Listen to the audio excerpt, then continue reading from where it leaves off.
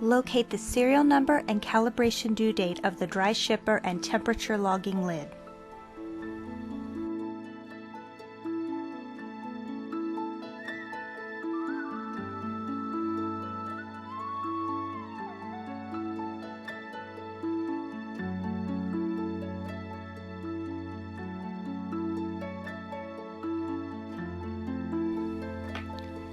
Record the serial number and calibration due date of the dry shipper, temperature logging lid, and scale in the equipment section of form, preparing MVE Dry Shipper XC for shipping.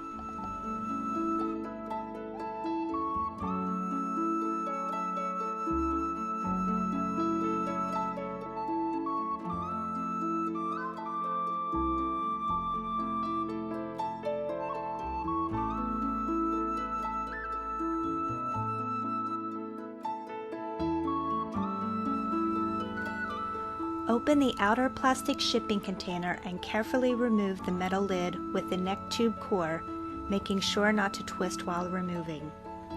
Remove the inner stainless steel canister. Now gently remove the MVE Dry Shipper XC.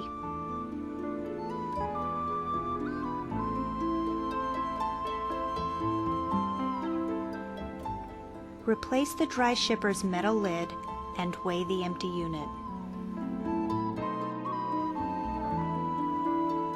Record the baseline empty shipper weight in kilograms on the form. Remove the unit from the scale and gently place on the floor.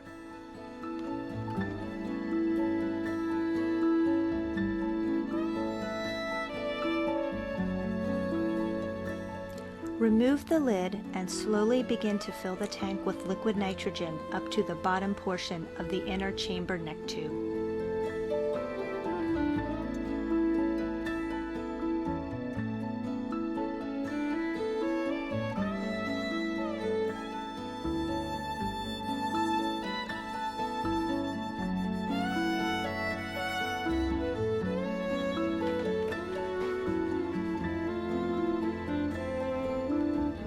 Once the liquid nitrogen level reaches the bottom portion of the inner chamber neck tube, replace the lid and record the charge start date and time on the form.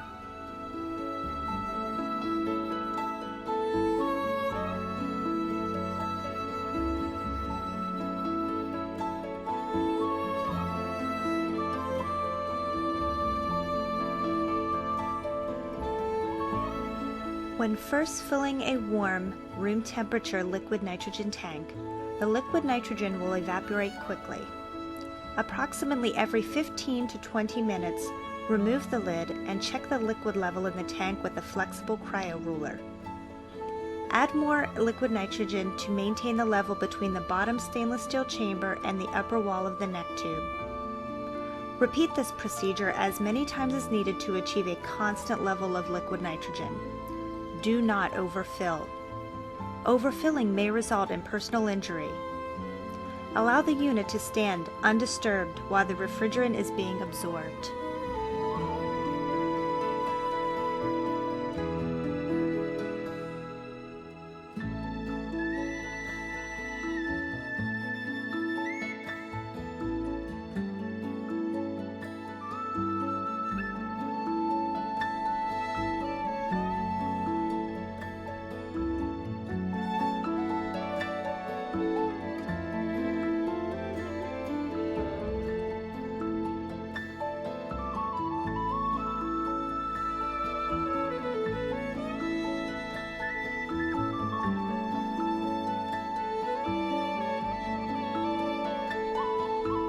When the liquid level remains steady between the stainless steel area and the upper wall of the neck tube, approximately 31 to 32 centimeters deep as measured with the flexible cryo ruler, the shipper is full.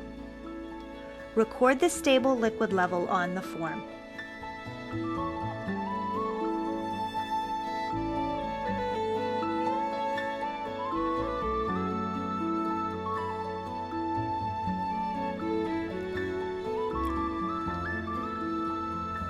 After sitting for 24 hours, place the dry shipper on the scale and record the weight value along with the charge completion date and time on the form. At this point, the liquid standing in the central cavity must be poured out. Stop pouring when no liquid is visible on the bottom of the inner shipper cavity. For safety purposes, 2 people are required for this step. It is imperative that all liquid nitrogen be removed so the shipper remains classified as a dry or vapor shipper. If liquid nitrogen is visible in the bottom of the shipper, it becomes a liquid shipper and is classified as a hazardous material. After carefully pouring out all excess liquid nitrogen, replace the lid and place the shipper on the scale. Record the final weight on the form. To calculate the weight differential, subtract the baseline weight from the final weight and document this weight differential on the form. To assure a complete charge, the MVE dry shipper weight must increase by approximately 7.7 kilograms with the lid on. This weight must be verified by a second individual and documented on the form.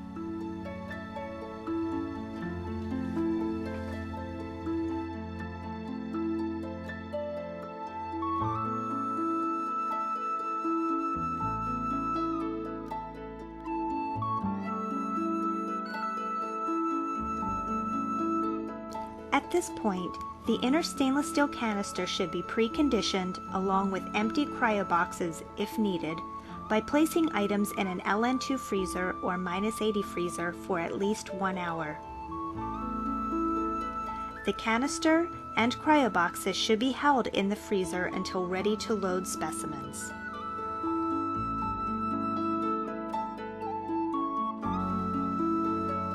Using the hex wrench attached to the dry shipper, remove the 6 screws from the stainless steel canister, taking care not to lose any screws.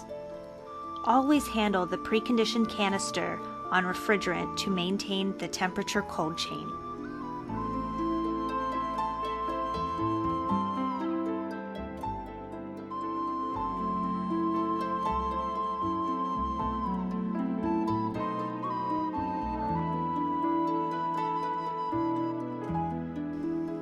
Place enough absorbent material in the bottom of the stainless steel canister to absorb the entire contents of the shipper following IATA shipping regulations.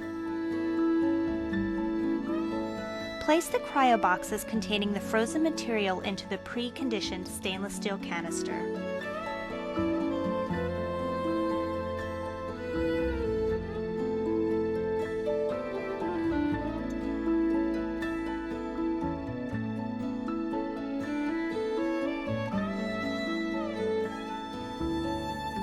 When all cryo boxes have been loaded, place the stainless steel can cover on top of the stainless steel canister and screw in all 6 screws to safely secure closure. Gently push the can into the dry shipper so that it is flush with the bottom of the shipper. Carefully place the PDF temperature logger lid to hold the stainless steel canister in place. Do not drop the lid into the stainless steel canister, as this may result in damage to the probe. Replace the hex wrench on the dry shipper. Record total time to load the specimens on the form. It is imperative that the time between the removal of a sample box from the LN2 freezer and its placement in the LN2 dry shipper be no more than 2 minutes to minimize exposing the specimens to temperature fluctuations that can compromise specimen integrity.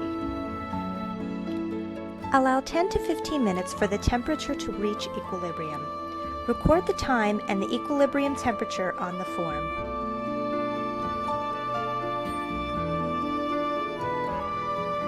To start a new transport session, press the transit button for at least 3 seconds. The display will read logging/transit and temperature monitoring becomes active, or the display will read delay if a start transit delay has been programmed.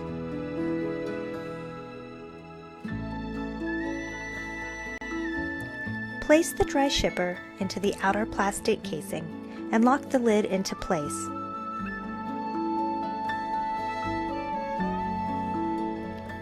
Record the PDF temperature logger launch date and time on the form.